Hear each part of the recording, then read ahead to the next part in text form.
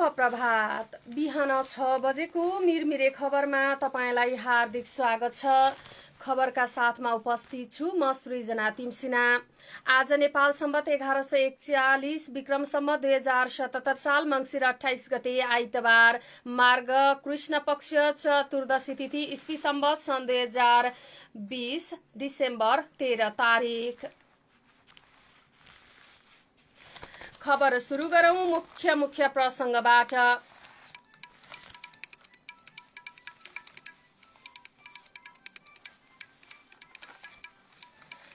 संवैधानिक परिषदको बैठक बस्नै नसक्ने अवस्थामा शक्तिशाली निकायलाई अनिर्णयको बन्दी नबनाउन विज्ञहरूको सुझाव। उपसभामुख नभएकाले 5 सदस्य उपस्थित हुनै पर्ने। देउबाद्वारा बैठकमा नआउने जनाऊ सभामुखको उपस्थितिमै अन्योलता। लाइसेन्स नखुल्दा सेवाग्राही मर्कामा विगत 8 महिना भन्दा बढी समयदेखि सवारी चालक अनुमति पत्रको परीक्षा खुल्न सकेन।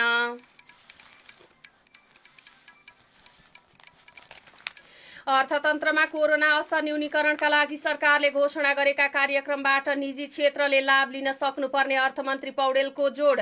कोभिड-19 को खोप आपूर्तिका लागि आवश्यक पर्ने स्रोतका विषयमा पनि छलफल। सुखा बन्दरगाह निर्माण कार्य तीव्र। कोलकाता, विशाखापट्टना र रसुवा नाकाबाट सामान बोकेर आउने कन्टेनर यही बन्दरगाहमा जाँच गरिने।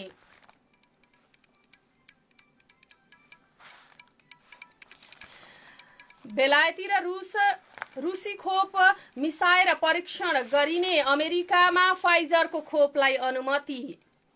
र राष्ट्रिय फुटबल टिमको बन्द प्रशिक्षण आजबाट सुरु हुँदै साउदी अरबद्वारा सन् 2030 को एसियाली खेलकुद आयोजना गर्न पाए नेपाल जस्ता देशलाई अत्याधिक फाइदा पुग्ने महत्त्वकांक्षी योजना ल्याइँदै।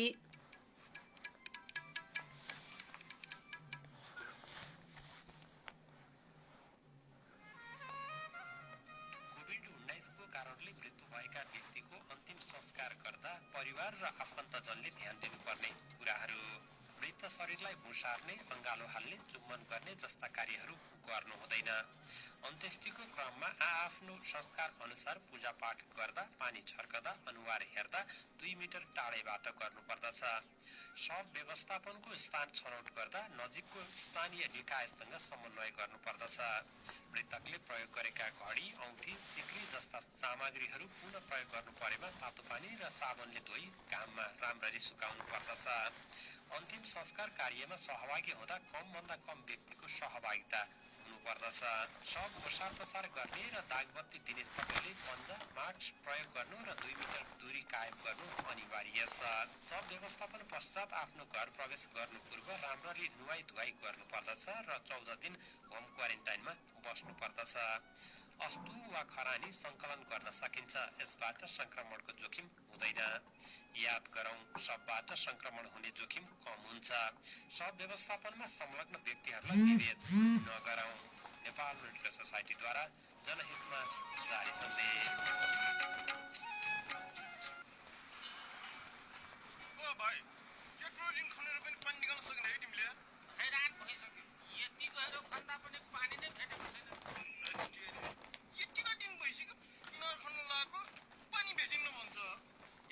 हजुर पनि गाईलाई घाँस चाहिँ नदिने, हात दुध दिएन भनेर रिसाउने। हो त नि हजुर, ढलान नगरेको जमिनले मात्रै पानी सोच्न सक्छ। वर्षाको पानी जमिनले सोचे पो इनार खन्दा पानी आउँछ। हेर्नुहोस् त, जताततै ढलान मात्रै छ। अब पानी कहाँबाट आउँछ? अनि भन्छ पानी आएन भनेर। मैले गरेर भ्याउ हो। तपाईँ पनि दोषी छ नि हजुर यसमा। खै खाली जमिन यहाँ के भन्छ। वर्षातको पानी सङ्कलन गरौँ। भौतिक संरचना निर्माण गर्दा खाली जग्गा छोडी पुनर्भरणमा सहयोग गरौँ। काठमाडौँ उपत्यका खानेपानी व्यवस्थापन बोर्ड। खबर अब विस्तारमा। प्रमुख प्रतिपक्षी दलका नेता एवं कांग्रेस सभापति शेरबहादुर देउबा अनुपस्थित हुने भएपछि प्रधानमन्त्री केपी शर्मा ओलीले आइतबारका लागि बोलाउनु भएको संवैधानिक परिषदको बैठक स्थगित हुने भएको छ। आफ्नै पार्टी नेकपा भित्रको अन्तरसंघर्षले सभामुख अग्नि सापकोटा उपस्थित हुने नहुने अन्यल भइरहेकै बेला देउबाले पार्टीको देशव्यापी विरोध प्रदर्शनलाई कारण देखाउँदै बैठकमा आउन अनुकूल नहुने जनाउ शुक्रबार नै दिनुभएको थियो।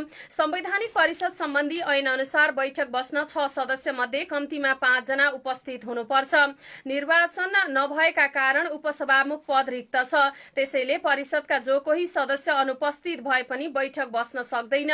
थापाले प्रधानमन्त्रीका प्रेस सल्लाहकार सूर्य थापाले भने विपक्षी दलको नेता अनुपस्थित हुने जानकारी साँझसम्म नआएको बताउनु भएको छ। अहिलेसम्म बैठकको तालिका कायमै छ। देउबा अनुपस्थित हुने भन्ने जानकारी आएको छैन।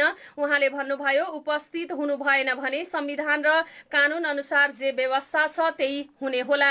अहिलेसम्म बैठक स्थगितको जानकारी भएको छैन। उहाँले भन्नुभयो, सरकारको सर्वसत्तावाद, दमन र बेथिति विरुद्ध भन्दै कांग्रेसले मंसिर 29 मा देशव्यापी विरोध प्रदर्शन गर्दैछ। पुल उद्घाटनको विवादलाई लिएर मंसिर 17 मा तनहुमा कांग्रेसका वरिष्ठ नेता रामचन्द्र पौडेल स्थानीय प्रशासनले गिरफ्तार र दुर्व्यवहार गरेपछि कांग्रेसले सरकार विरुद्ध प्रदर्शनको घोषणा गरेको हो। प्रदर्शन अघि नै परिषदको बैठकमा जाँदा सत्तासँग मिलेको सन्देश जान सक्ने बुझेर देउबालाई बैठकमा नजान पार्टीबाटै दबाव परेको थियो। नेता पौडेलले देउबालाई भेटेरै बैठकमा नजान आग्रह गर्नुभएको थियो। कांग्रेसका पूर्व केन्द्रीय सदस्य एवं प्रजातन्त्रका सेनानी श्यामलाल श्रेष्ठको निधनमा शोक प्रस्ताव पारित गर्न शनिबार बोलाइएको आकस्मिक बैठकपछि परिषद बैठकमा जाने नजाने बारे देउबा र पौडेल बीच केही बेर छलफल समेत भएको थियो। नियुक्तिको सिद्धान्त र मापदण्ड तय नभइकनै परिषद बैठकमा गएर प्रधानमन्त्रीका खल्तीका मान्छे नियुक्ति गर्न जान नहुने तर्क पौडेलले राख्नु भएको थियो। त्यसमा पनि 29 गतेको प्रदर्शन अघि जानै नहुने अडानमा उहाँ रहनु भएको थियो। परिषद बैठकमा हस्ताक्षर गरेपछि आफ्नै निर्णय गराइहाल्छन्। प्रधानमन्त्रीलाई मनपरी ढंगले नियुक्ति गर्ने बाटो खोल्न किन जाने? पौडेलले भन्नुभयो, पहिला नियुक्तिको मापदण्ड र सिद्धान्तको हामी अडिग हुनुपर्छ। पहिला नियुक्तिको मापदण्ड र सिद्धान्तमा हुनुपर्छ। पारदर्शी ढंगले योग्य मान्छे नियुक्त गर्नका लागि रोस्टर बनाउनुपर्छ। यसमा विपक्षी दलको नेताले प्रधानमन्त्रीलाई दबाव दिनुपर्छ, उहाँले भन्नुभएको थियो। पौडेलले मंगलबारको सर्वदलीय बैठकमा पनि पारदर्शी ढंगले संवैधानिक नियुक्तिका लागि रोस्टर बनाउन माग गर्नुभएको थियो। सत्ता र प्रतिपक्षी बीचको भागभण्डामा मात्रै नियुक्ति गरे आफूले विरोध गर्ने चेतावनी समेत उहाँले दिनुभएको थियो। विज्ञहरूले भने संवैधानिक परिषदलाई त्यसरी गुमराहमा नपार्न र अनिडयको बन्दी नबनाउन आग्रह समेत गरेका छन्। शक्तिशाली निकायलाई नै अनिडयको बन्दी बनाउन नहुने विज्ञहरूले सुझाव दिएका छन्। राज्य सञ्चालकको प्रमुख अवयवका रूपमा रहने कार्यपालिका, व्यवस्थापिका र न्यायपालिकाका प्रमुख तथा विपक्षी दलका नेताहरू सहित 6 जना उच्च पदस्थहरू रहने संवैधानिक परिषद अनिडयको बन्दी बन्न नहुने सुझाव कानून र प्रशासनविदले दिएका हुन्। उनीहरूले संवैधानिक परिषदलाई बारम्बार अनिडयको बन्दी बनाउँदा संविधानमाथि नै गम्भीर धोका हुने चेतावनी समेत दिएका छन्। परिषदका अध्यक्ष समेत रहेका प्रधानमन्त्री केपी शर्मा ओलीले विभिन्न महत्वपूर्ण संवैधानिक निकायमा रिक्त रहेका पदहरूमा सिफारिस गर्ने उद्देश्यले आज संवैधानिक परिषद बैठक बोलाउनु भएको हो। तर बैठकले रिक्त पदका लागि योग्य व्यक्ति सिफारिस गर्न सक्ला कि नसक्ला भन्ने पनि अन्योलता नै रहेको छ। सोही अवस्थामा नेकपाको आन्तरिक दाउपेचका कारण संवैधानिक परिषदको बैठक नै अन्योलताभित्र पसेको हो।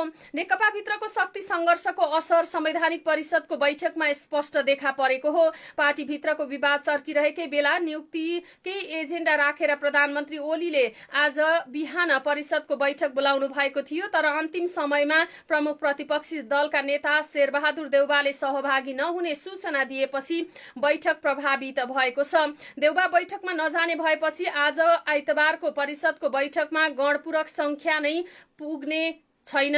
आज गणपूरक संख्या नै नपुग्ने अवस्था छ। शुक्रबार प्रधानमन्त्री ओलीले परिषद बैठक तयारीलाई लिएर विपक्षी दलका नेता देउबासँग भेट समेत गर्नु भएको थियो। शनिबार पनि प्रधानमन्त्री ओली र देउबा बीच भेट गर्ने कार्यतालिका थियो। तर आन्तरिक छलफलपछि देउबाले ओलीसँगको भेट नै स्थगित गर्नुभयो। स्थायी कमिटी बैठक जारी रहेको र पार्टीभित्र लगातार दबावको सामना गरिरहेका प्रधानमन्त्री ओलीले विपक्षी दललाई समेत सहमतिमा ल्याएर विभिन्न संवैधानिक निकायमा रिक्त पदाधिकारी नियुक्ति गर्ने र पार्टीभित्रका विरोधी समूहलाई दबावमा राख्ने रणनीति बनाउनु भएको थियो, तर त्यो सम्भव नहुने देखिएको छ।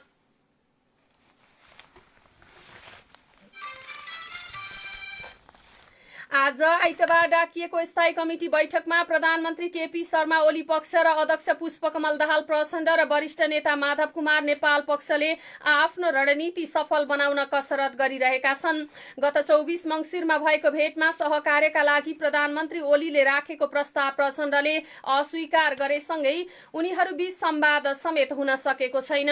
यद्यपि लुम्बिनी प्रदेशका मुख्यमन्त्री शंकर पोखरेलले शनिबार अध्यक्ष प्रचण्डलाई भेटेर दुवै अध्यक्षको प्रस्ताव फिर्ता गर्ने, यसबीचका कमी कमजोरीहरू आत्मआलोचित हुँदै र 26 भदौमा स्थायी कमिटीले गरेको निर्णय कार्यान्वयनका लागि पुनः कार्यदल गठनको प्रस्ताव राख्नु भएको थियो। उहाँले अवस्था जटिल रहेको भन्दै अन्यथा एकता संकटमा पर्ने भन्दै प्रधानमन्त्री ओलीका तर्फबाट सहमतिका लागि प्रस्ताव गर्नुभएको हो। तर प्रचण्डले सबै विषय बैठकमै छलफल हुने भन्दै कमिटी बाहिर हुने छलफल र संवादको औचित्य नभएको प्रस्ट्याएको स्रोतले जानकारी दिएको छ। 45 सदस्य नेकपाको स्थायी कमिटीमा अहिले 43 सदस्य रहेका छन्। सभामुख अग्नि सापकोटा र पूर्व सभामुख कृष्ण बहादुर महराको पद रिक्त रहेको छ। अहिलेको समीकरण र स्थायी कमिटीको अङ्कगणितमा प्रचण्ड नेपाल समूह बहुमतमा रहेको छ। त्यसैले ओली पक्षले दुवै अध्यक्षको प्रतिवेदन फिर्ता गराउने र कार्यदल बनाएर 26 भदौमा जस्तै विवाद समाधान गर्नुपर्ने रणनीति समेत बनाएको छ। यसमा गृहमन्त्री रामबहादुर थापा बादल सहित पूर्व माओवादी समूहका केही स्थायी कमिटी सदस्यका साथै वरिष्ठ नेता नेपाल निकट मन्त्रीहरूको समेत साथ लिने गरी दुई अध्यक्षको प्रतिवेदनलाई अल्पमत र बहुमतको विधिबाट टुङ्गो लगाउन नदिने ओली पक्षले रणनीति बनाएको छ। दुवै अध्यक्षको प्रतिवेदनलाई औपचारिक छलफलको विषय बनाउन नहुने ओली पक्ष देखिएपछि प्रचण्ड नेपाल समूहले भने दुवै प्रतिवेदनलाई अल्पमत र बहुमतकै विधिबाट छिनोफानो गरेर केन्द्रीय कमिटीसम्म छलफलमा लैजाने गरी तयारी गरेको छ। सहमति बिना प्रतिवेदन बन्न नसक्ने र छलफल नहुने कुरा विधान विपरीत हुने अडान राखेर प्रक्रिया अगाडि बढाउने प्रचण्ड नेपाल समूहको तयारी समेत रहेको छ।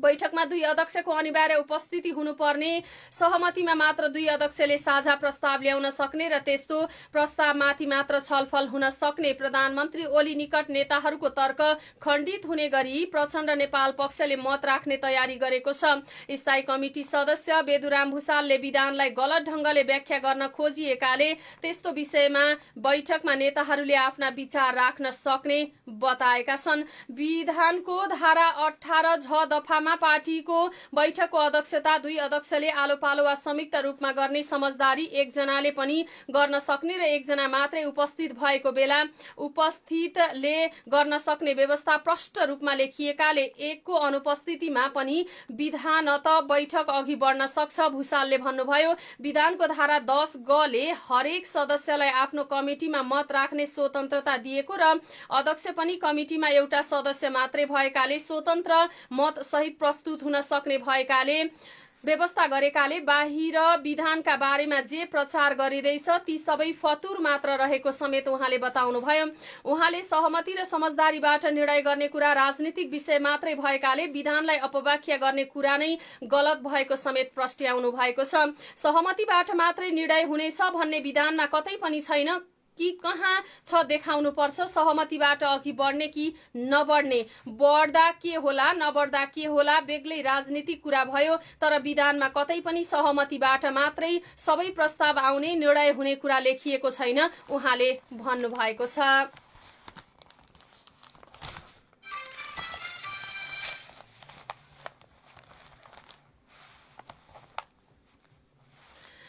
विगत 8 महिना भन्दा बढी समयदेखि सवारी चालक अनुमति पत्र लाइसेन्सको परीक्षा नखुल्दा सेवाग्राही समस्यामा परेका छन्। कोरोना नियन्त्रणका लागि गत चैतमा सरकारले गरेको लकडाउन यता लाइसेन्सको परीक्षा फारम खुलेको छैन। नयाँ लाइसेन्सका लागि कहिलेदेखि परीक्षा सञ्चालन हुने भन्ने बारे अझै अन्योलता नै रहेको छ। गत चैतदेखि झण्डै 4 महिना सरकारले लकडाउन घोषणा गरेपछि सरकारी कार्यालय तथा सेवाहरू सुचारू भए पनि नयाँ लाइसेन्सका लागि परीक्षा र छापिसकेका लाइसेन्सको वितरण समेत रोकिएको थियो। यातायात व्यवस्था विभागले प्रदेश मातहतका कार्यालयसँग समन्वय गरेर तिहारपछि नयाँ लाइसेन्सको प्रक्रिया खुल्ला गर्ने जनाए पनि प्रक्रिया अझै सुरु हुन सकेको छैन। लाइसेन्स वितरण तथा नयाँ लाइसेन्सको परीक्षाको विषयमा संघ र प्रदेश सरकार बीच विवाद हुने गरेको छ।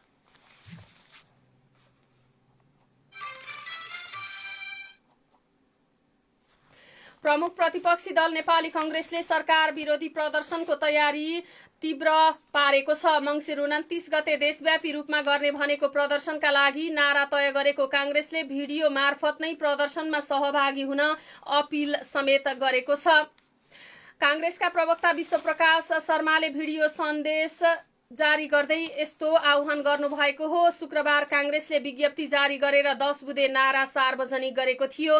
कांग्रेसले तनहुमा वरिष्ठ नेता रामचन्द्र पौडेललाई पक्राउ गरिएको, महिला हिंसा, भ्रष्टाचार, अनियमितता, कोभिड-19 संकट लगायतका घटनामा सरकार उदासीन भएको भन्दै देशभर प्रदर्शन गर्न लागेको हो। प्रमुख प्रतिपक्षी कांग्रेसले सरकारका व्यथिति र तनहुमा भएको नेता पौडेललाई गरिएको गिरफ्तारीको विरोधमा सोमबार हुने देशव्यापी प्रदर्शनलाई सम्बोधन गर्न केन्द्रीय नेताहरू जिल्ला खटाइसकेको छ। पार्टीका पदाधिकारी र पूर्व पदाधिकारीहरूलाई केन्द्रबाट खटाइएको हो भने केन्द्रीय सदस्यहरू जिल्ला सभापतिको आमन्त्रणमा जाने भएका हुन्। पार्टी केन्द्रीय कार्यालयका मुख्य सचिव कृष्ण पौडेलका अनुसार सभापति शेरबहादुर देउबा मकवानपुर र वरिष्ठ नेता पौडेलले काठमाडौँमा सम्बोधन गर्नुहुनेछ। उपसभापति विमलेन्द्र निधि भक्तपुर, महामन्त्री शशाङ्क कोइराला मोरङ, कोषाध्यक्ष सीतादेवी यादव ललितपुर, सह महामन्त्री प्रकाश शरण महत झापामा खटिनु भएको छ। जिल्ला जाने नेताहरूलाई जिल्ला पठाइसकिएको पनि कांग्रेसले जनाएको छ। जिल्लातर्फ नेताहरू लागिसकेको बताइएको छ। यसैबीच कांग्रेसको 14औं महाधिवेशनका लागि क्रियाशील सदस्यको विवरण जिल्लाबाट कांग्रेस केन्द्रीय कार्यालयमा आउन थालेका छन्, तर 3वटा जिल्लामा भने अझै क्रियाशील सदस्यको फारम भरिएको छैन। 3वटा जिल्लाले अझै क्रियाशील सदस्यको फारम नै पाउन नसकेको जनाइएको छ। महाधिवेशनको कार्यतालिका अनुसार 77वटै जिल्ला कार्य समितिले मङ्सिर मसान्तसम्म सबै क्रियाशील सदस्यको विवरण केन्द्रमा पठाइसक्नुपर्ने हुन्छ। त्यसैगरी 74 जिल्लाले फारम लगेर काम सक्न लाग्दा पनि बारा, पर्सा र सिन्धुपाल्चोकले फारम नै पाएका छैनन्। पार्टीका महामन्त्री पूर्णबहादुर खड्काले अर्घखाँची जिल्लाबाट क्रियाशील सदस्यताको विवरण आएको र अरू जिल्लाबाट आउने क्रम जारी रहेको बताउनुभयो। उहाँले अझै 3 जिल्ला बारा, पर्सा र सिन्धुपाल्चोकको समायोजनको प्रक्रिया नै नटुङ्गिएको जानकारी दिनुभएको छ। पार्टीका मुख्य सचिव कृष्ण प्रसाद पौडेलले 3 जिल्ला बाहेक 74 जिल्लाले क्रियाशील सदस्यता वितरण गर्न 100% फारम लगेको जानकारी दिनुभएको छ। आयात र निर्यात व्यापार सहज बनाउने उद्देश्यले काठमाडौँको चोभारमा सुक्खा बन्दरगाह निर्माणले गति लिएको छ। जग्गा अधिग्रहण लगायतका समस्या समाधानसँगै बन्दरगाह काठमाडौँ कन्टेनर फ्रन्ट स्टेशनको निर्माण कार्यले गति लिएको सो आयोजनाले जनाएको छ। सुक्खा बन्दरगाह निर्माणलाई सरकारले उच्च प्राथमिकता दिएको जानकारी दिँदै आयोजना प्रमुख युवक डङ्गोलले सन् 2021 अप्रिलसम्म निर्माण सम्पन्न भई काठमाडौँमा सुक्खा बन्दरगाह सञ्चालनमा आइसक्ने बताउनुभयो। उहाँका अनुसार अहिले बन्दरगाहको निर्माण कार्य धमाधम भइरहेको छ। कुल 1 अर्ब 66 करोड रुपियाँको लागतमा निर्माण भइरहेको सो बन्दरगाहको अहिलेसम्म भौतिक प्रगति 60% रहेको छ।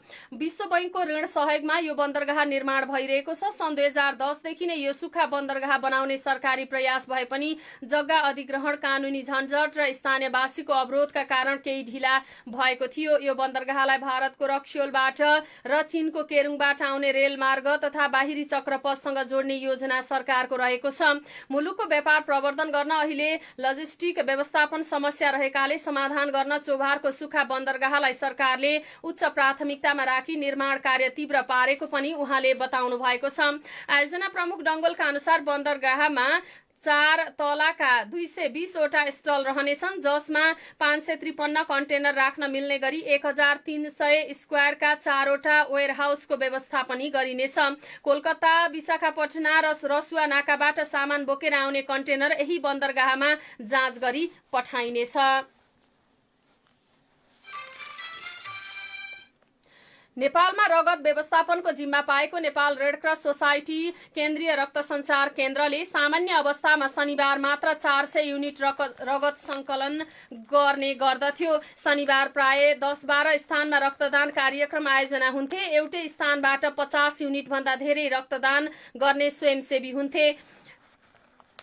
हिजो शनिबार भने काठमाडौँ उपत्यकामा जम्मा 2 स्थानमा मात्र रक्तदान गरियो। एक स्थानबाट 25 युनिट र अर्कोबाट 31 युनिट गरी जम्मा 56 युनिट रगत सङ्कलन भयो। यसले नेपालमा यति बेला रगतको चरम अभाव छ भनेर पछिल्लो पुष्टि गरेको छ। सोसाइटीको केन्द्रीय रक्त सञ्चार केन्द्रका निर्देशक डाक्टर मनिता राजकर्णिकारले रगतको चरम अभाव भएको जानकारी दिनुभएको छ। उहाँका अनुसार अभावका बीच स्वयंसेवी रक्तदाताले गरेको रक्तदानले गर्दा बिरामीले रगत नपाएको अवस्था भने छैन। अहिले काठमाडौँका मुख्य अस्पतालले ब्लड बैंकको व्यवस्था गरेर आफ्ना अस्पतालका बिरामीलाई सहज रूपमा रगत उपलब्ध गराउने गरेका कारण रगतको अभाव पूर्ति गर्न सहज भएको छ। पछिल्लो समय निजी अस्पतालले पनि ब्लड बैंकको स्थापना गरेर रगत सङ्कलन गरिरहेका छन्। त्यसले रगत अभाव केही हदसम्म सहज बनाएको छ। डाक्टर राज कडिकारले कोरोना महामारी कालमा हत्तपत्त कसैले रक्तदान गर्न नमान्ने गरेको बताउनुभयो। स्वेच्छाले रक्तदान गर्ने व्यक्ति पनि कोरोनाको डरले पछि हट्दा रगतको अभाव हुन गएको हो। उहाँले कोरोना संक्रमण दर तीव्र गतिमा बढ्दै गएकाले रक्तदानमा समस्या भएको बताउनु भएको छ।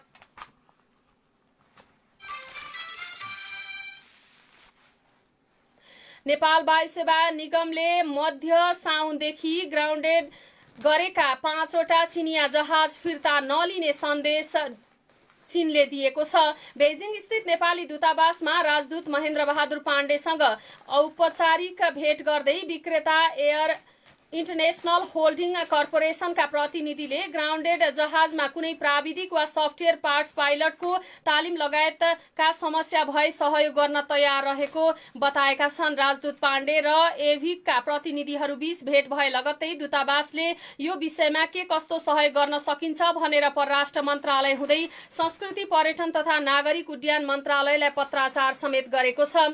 एभिकले आफ्नो तर्फबाट गर्न सक्ने सहयोगका लागि तत्परता देखाएको पत्र लेखिएको छ। बेजिङ स्थित स्रोतले भन्यो। काठमाडौँ स्थित स्रोतका अनुसार निगमले करिब 6 वर्ष उडाइसकेका जहाज फिर्ता लिने मनस्थितिमा चिनिया पक्ष छैन।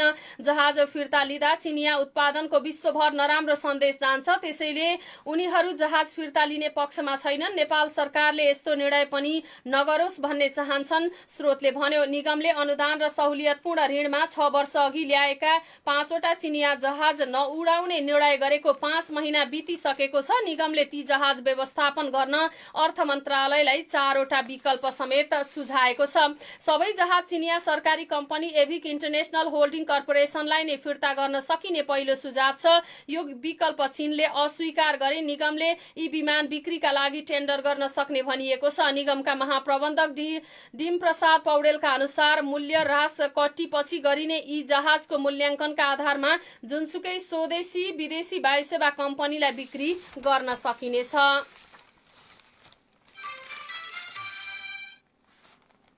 भौतिक पूर्वाधार तथा यातायात मन्त्री वसन्त कुमार नेम्माङले हुलाकी राजमार्ग अन्तर्गत 1 दशकदेखि अलपत्र झापाका 3 ठूला पुलको शनिबार निरीक्षण गर्नुभएको छ।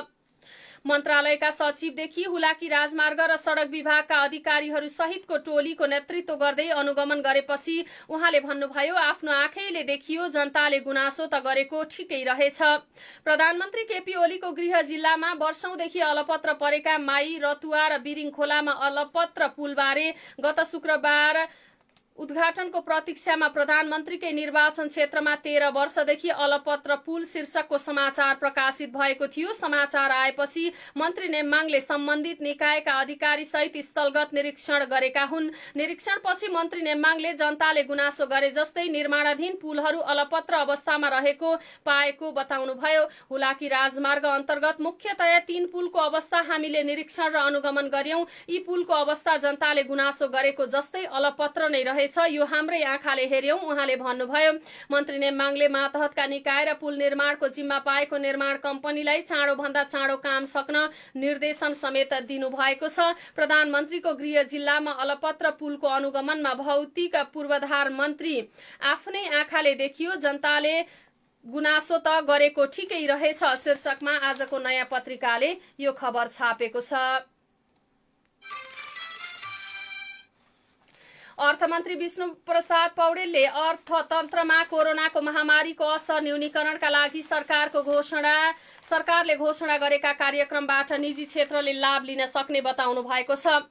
नेपाल आर्थिक पत्रकार संघ नाफिजको 5औं महासभालाई काठमाडौँमा सम्बोधन गर्दै अर्थमन्त्री पौडेलले कोभिडबाट प्रभावित अर्थतन्त्रलाई जोगाउन सरकारले ल्याएका राहतका प्याकेजबाट निजी क्षेत्रले अधिकतम लाभ लिन सक्नुपर्ने बताउनु भएको हो। सरकारले घोषणा गरेका राहत सहुलियत र उत्प्रेरणाका कार्यक्रमको अधिकतम उपयोग निजी क्षेत्रले गर्न सके देशको अर्थतन्त्रलाई पुरानै लयमा फर्काउन सकिने दाबी समेत गर्नु भएको छ। सरकारले घोषणा गरेका यस्ता प्रबन्धहरू पर्याप्त नभएमा निजी क्षेत्रसँग छलफल गर्न आफू तयार रहेको पनि अर्थमन्त्री पौडेलले बताउनुभयो।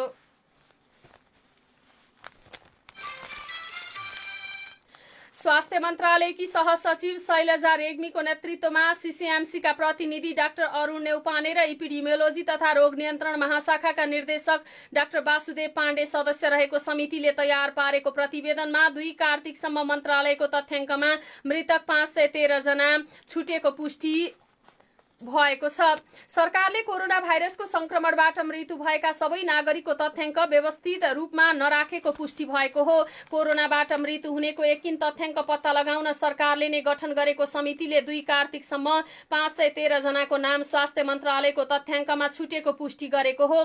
स्वास्थ्य तथा जनसङ्ख्या मन्त्रालय र नेपाली सेनाको तथ्याङ्क नमिलेपछि सरकारले कोरोनाबाट मृत्यु हुनेको एकिन तथ्याङ्क पत्ता लगाउन 2 कार्तिकमा समिति नै गठन गरेको थियो। स्वास्थ्य मन्त्रालय की सहसचिव शैलजा रेग्मीको नेतृत्वमा कोभिड-19 संकट व्यवस्थापन केन्द्र सीसीएमसीका प्रतिनिधि डाक्टर अरुण नेउपाने र इपिडेमियोलोजी तथा रोग नियन्त्रण महाशाखाका निर्देशक डाक्टर वासुदेव पाण्डे सदस्य रहेको समितिले मन्त्रालयको तथ्याङ्कमा मृतक 513 जना छुटेको प्रतिवेदन तयार पारेको जनाइएको छ। सरकारी तथ्याङ्कमा नै कोरोनाबाट मर्नेहरूको सूची गायब भएको हो। मन्त्रालयको सूचीमा कोरोनाबाट मर्ने 513 जनाको संख्या नै गायब पारिएको छ।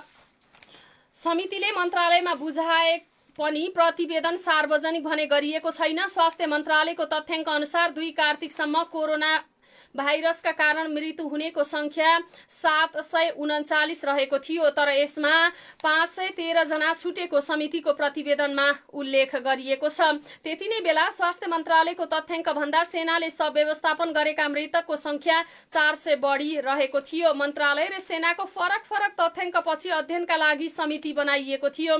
नेपाली सेनाका प्रवक्ता सन्तोष बल्लभ पौडेलले 17 कार्तिकसम्म कोरोना संक्रमणबाट मृत्यु भएका 1400 को व्यवस्थापन सेनाले गरेको बताउनु भएको थियो। उक्त दिन स्वास्थ्य मन्त्रालयका प्रवक्ता डाक्टर जागेश्वर गौतमले 984 जनाको मृत्यु कोरोनाबाट भएको जानकारी दिनुभएको थियो। त्यस दिन पनि मन्त्रालय भन्दा सेनाको तथ्याङ्कमा मृतकको संख्या 416 बढी नै रहेको थियो। स्वास्थ्य मन्त्रालयले मृत्यु हुनेको संख्या जोड्दा पनि उपचारको पाटोमा बढी ध्यान केन्द्रित गरेकाले सेना र स्वास्थ्य मन्त्रालयको तथ्याङ्क फरक पर्न गएको अधिकारीहरूले बताएका छन्। इपिडेमियोलोजी तथा रोग नियन्त्रण महाशाखाले कोभिडले मृत्यु भएको नभएको बताएका कतिपय शव पनि सेनाले नियन्त्रणमा लिएर व्यवस्थापन गरेको प्रतिवेदनले देखाएको छ। महाशाखाले कोभिडले मृत्यु नभएको भनेर स्पष्ट रूपमा बताएका शवहरू पनि सेनाले नियन्त्रणमा लिएर व्यवस्थापन गरेको प्रतिवेदनमा स्पष्ट रूपमा उल्लेख छ। समितिका एक सदस्यले सेनाले शव व्यवस्थापन गर्दा मृत्यु समय कोभिड रिपोर्ट र ओडा कार्यालयको सिफारिसका आधारमा गरेको देखिएको र यसले तथ्याङ्क तलमाथि देखिएको समेत बताउनु भएको छ। सेनाले आइसोलेसन र क्वारेन्टाइनमा झुन्डिएका बाटोमा ल्याउँदै मृत्यु भएकाको कोभिड प्रमाणका आधारमा तथ्याङ्क राखेको छ। ती अधिकारीले नाम उल्लेख नगर्ने शर्तमा भने स्वास्थ्य मन्त्रालयले बाटोमा, होम आइसोलेसनमा र क्वारेन्टाइनमा मृत्यु भएकाको संख्या छिटपुट बाहेक समावेश गरेको छैन, जसले 2 कार्तिक अघिको तथ्याङ्कमा 500 बढी फरक पर्न गएको देखिएको हो।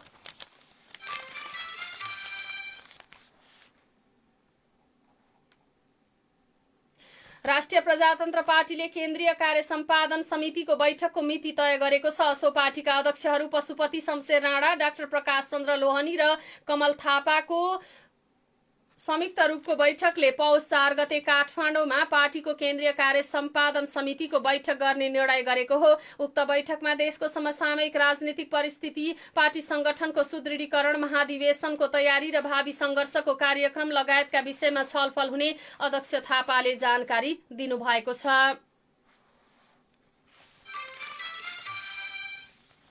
काठमाडौँको दरबार मार्ग स्थित नेपाल इन्भेस्टमेन्ट बैंकको एटीएम बुथ तोडफोड गरिरहेको अवस्थामा खोटाङ घर भई कपन बस्ने 30 वर्षीय आनन्द तामाङलाई प्रहरीले पक्राउ गरेको छ। उनले उक्त एटीएम बुथ तोडफोड गर्दै गरेको अवस्थामा महानगरीय प्रहरी वृत्त दरबार मार्गबाट खटिएको प्रहरीले फेला पारेको थियो। तोडफोडबाट बुथको दायाँ भागको सिसा फुटेको र एक थान सीसीटीभीमा क्षति पुगेको छ। यस सम्बन्धमा प्रहरीले थप अनुसन्धान गरिरहेको जनाएको छ।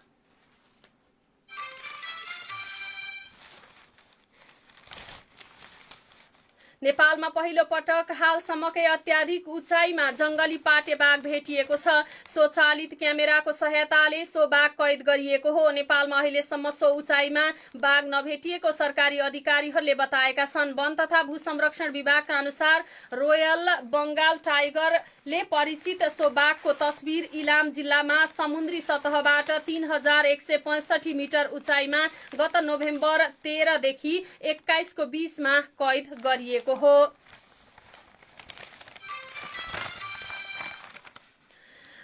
कोरोना संक्रमण निको भएकालाई पनि विभिन्न स्वास्थ्य समस्या देखिन थालेको छ, जसका कारण लक्षण सहित थला परेका बिरामी चिन्तामा परेका छन्। यस्तै एक उदाहरण हुन् काठमाडौँका 36 वर्षीय एक चिकित्सक। बिरामीको उपचारमा खटिँदा 1 महिना अघि संक्रमित भएका थिए। ज्वरो आउने, पखाला लाग्ने, छाती दुख्ने समस्याले 20 दिन थला परे। अहिले उनी भाइरस मुक्त भइसके, तर पहिलेको भन्दा फरक खाले समस्याले उनलाई सताइरहेको छ। अलिकति हिँड्ने बित्तिकै थाक्छु, मुटुको धड्कन बढिरहन्छ।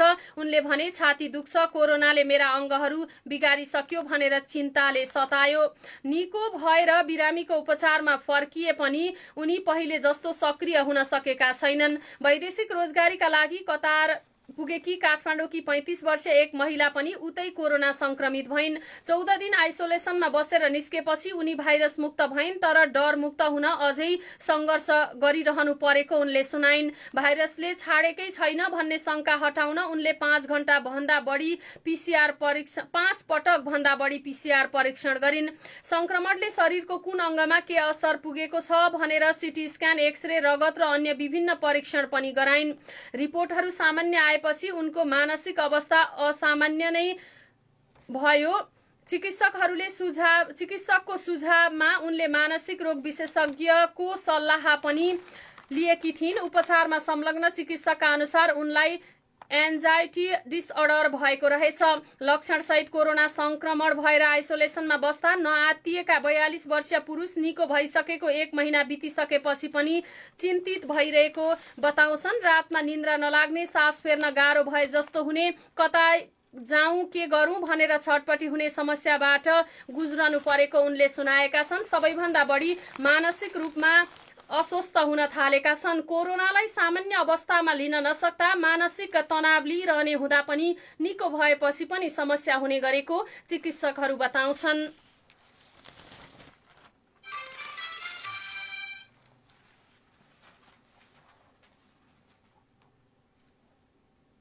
फुलटिपी प्यासेन्जरलाई दिन खोज्दा प्याराग्लाइडिङ दुर्घटना भएको पाइएको छ। फुल टिपेर प्यासेन्जरलाई दिन खोजेकै कारण प्याराग्लाइडिङ दुर्घटना भएको बताइएको छ। नेपाल हवाई खेलकुद संस्था एनएए ले गरेको अध्ययनले दुर्घटनामा पाइलट नै दोषी भएको निष्कर्ष निकालेको हो।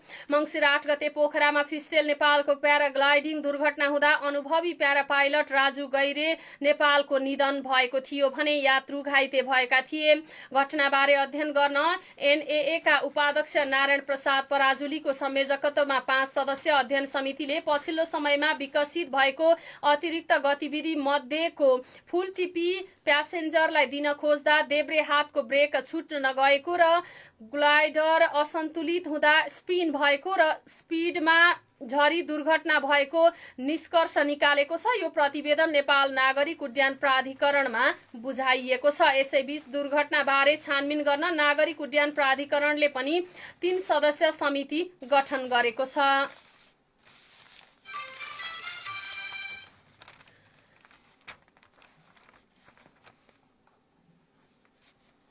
पछिल्लो केही दिनदेखि तराईमा बढेको चिसोको कारण रौतहटमा कठ्याङ्ग्रिएर एक पुरुषको मृत्यु भएको छ। अत्याधिक चिसोका कारण कटहरिया नगरपालिका वडा नम्बर 2 जमुनिया घर भएका 65 वर्षीय सुखारी सिंहको मृत्यु भएको हो। मृतक सिंह श्रीमतीसँगै विगत केही समयदेखि चन्द्रपुर नगरपालिका वडा नम्बर 6 बजार स्थित घनश्याम शाहको घरको पेटीमा बस्दै आउनु भएको थियो। सोही घरको पेटीमा सुतेको ठाउँमा चिसोले कठ्याङ्ग्रिएर उहाँको मृत्यु भएको इलाका प्रहरी कार्यालय चन्द्रनिगाहपुरले जानकारी दिएको छ।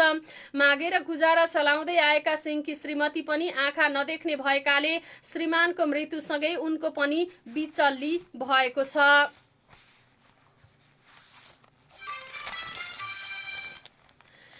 डेढ वर्ष सेवा अवधि थप्ने सशस्त्र प्रहरी बलका 6 जना नायब महानिरीक्षक डीआईजी र 1 जना वरिष्ठ उपरीक्षक एसएसपी को प्रयास अन्ततः असफल भएको छ।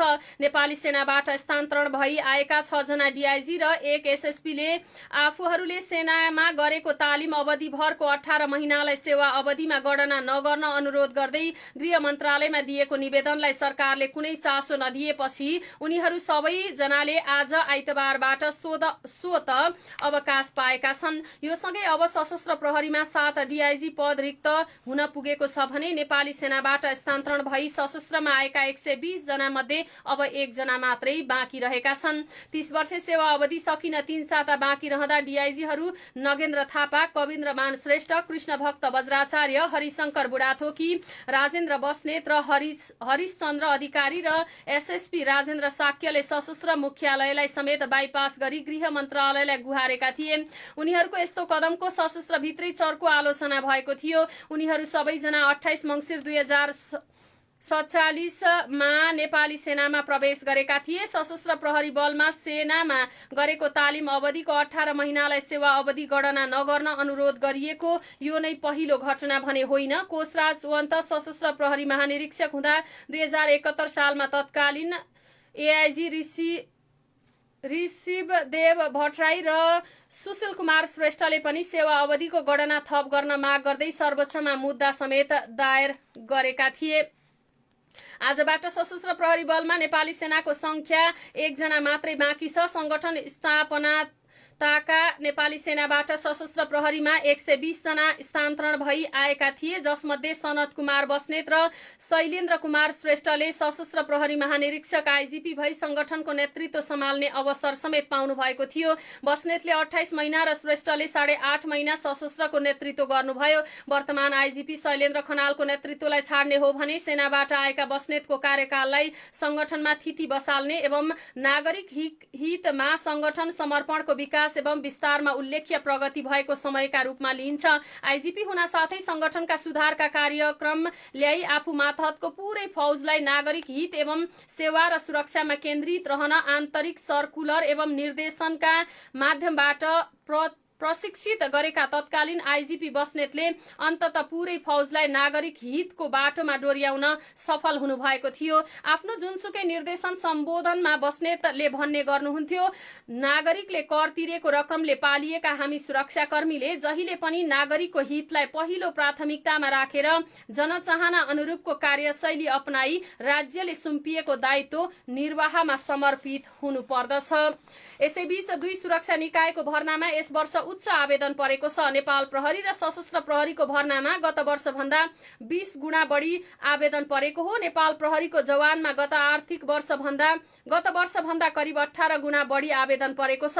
गत वर्ष 6 गुणा बढी मात्र आवेदन परेको थियो। यस वर्ष 5227 पदमा भर्ना खुलाइएको थियो, जसमा 93,169 आवेदन परेको प्रहरी प्रवक्ता एसएसपी बसन्त बहादुर कुँवरले जानकारी दिनुभएको छ।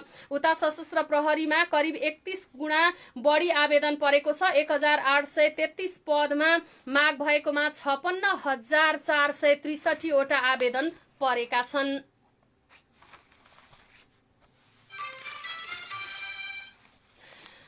मिरमिरे खबरमा अब अन्तर्राष्ट्रिय प्रसङ्ग। बेलायत र रुसका वैज्ञानिकहरूले यसअघि कोभिड-19 विरुद्ध विकास गरिएका 2 खोप मिसाएर पुनः परीक्षण गर्ने भएका छन्। बेलायतमा विकसित अक्सफोर्ड अस्ट्राजेनेका र रुसको गमालेया रिसर्च इन्स्टिच्युटले निर्माण गरेको स्पुतनिक 5 खोपको सम्मिश्रणले पहिले भन्दा उत्कृष्ट नतिजा दिने विश्वास वैज्ञानिकहरूको रहेको छ।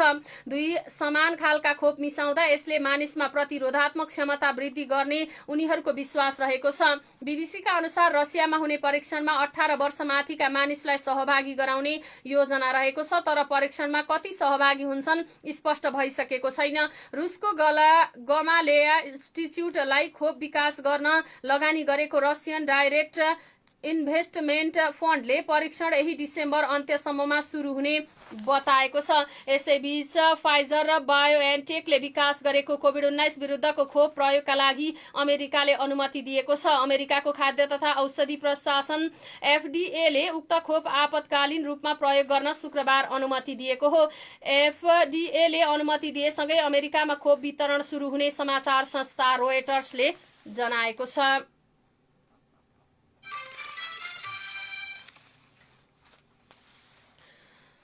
अब खेल प्रसङ्ग। राष्ट्रिय फुटबल टिमको बन्द प्रशिक्षण आजबाट सुरु हुने भएको छ। अखिल नेपाल फुटबल संघ एन्फाले विश्वकप छनौटको तयारी स्वरूप राष्ट्रिय टिमको प्रशिक्षण आजबाट सुरु गर्न लागेको हो। एन्फाले यसअघि नै 58 जना खेलाडीलाई बन्द प्रशिक्षणमा बोलाइसकेको छ। बन्द प्रशिक्षणबाट 2 वटा टिम बनाउने एन्फाको योजना छ। एन्फाले पुराना र नयाँ खेलाडीलाई समावेश गर्दै बन्द प्रशिक्षणमा बोलाएको हो। प्रारम्भिक टोलीमा पूर्व कप्तान विराज महर्जनदेखि कारबाहीमा परेका विमल घरती मगर सहितका खेलाडीहरू समावेश रहेका छन्।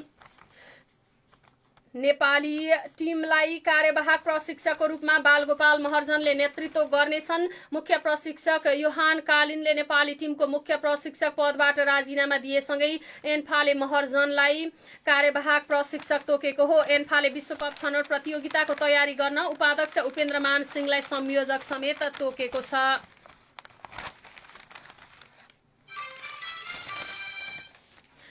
साउदी अरेबियाले सन् 2030 को एसियाली खेलकुद आयोजना गर्ने अवसर पायो भने नेपाल जस्तै देशलाई अत्याधिक फाइदा पुग्ने महत्त्वकांक्षी योजनालाई अगाडि सारेको छ। यो अबको 10 वर्षलाई ध्यानमा राखेर स्पोर्ट्स एकाडेमी र एसियन स्पोर्ट्स कन्फेडरेसन स्थापना गर्ने लगायतका योजनाहरू रहेका छन्। विशेषतः एकाडेमीको योजना लोभिने खालको रहेको छ। त्यस अनुसार एसियाका सबै देशका खेलाडीले त्यसमा अभ्यास र प्रशिक्षणको मौका समेत पाउनेछन्। प्रतियोगिता सुरु हुनु ठीक अगाडि खेलाडी आफ्नो सम्भावित प्रदर्शनको उत्कृष्ट मोडमा हुनेछ, त्यो पनि ओलम्पिक बराबरमा। साउदी अरेबियाले अगाडि सारेको नारा पनि उस्तै गजबको रहेको छ। यसले भन्छ उपस्थिति, सहभागिता र प्रसिद्धि। वास्तवमै पूरा योजना कस्तो छ भन्ने सबैलाई चासो भएको छ। त्यसको कम्तीमा छोडकरीमा जानकारी पाउने अवसर नेपाल ओलम्पिक कमिटीले पाएको छ। कमिटीको सादोबाटो स्थित कार्यालयमा शनिबार नेपालका लागि साउदी अरेबियाका राजदूत मुसाउद अल आर्बे पुगेर ब्रिफिङ गरेका थिए। उनले 2 घण्टा बराबर कमिटीका उपाध्यक्ष तथा गरेका थिए। यसअघि साउदी अरेबियाको ओलम्पिक टोली नै नेपाल आउने तय जस्तै भएको थियो, तर अन्तिम अवस्थामा मिलेन। नत्र साउदी राजपरिवारका 2 सदस्य सम्मिलित ओलम्पिक टोली नै सादो बाटो पुग्ने समेत रहेको थियो।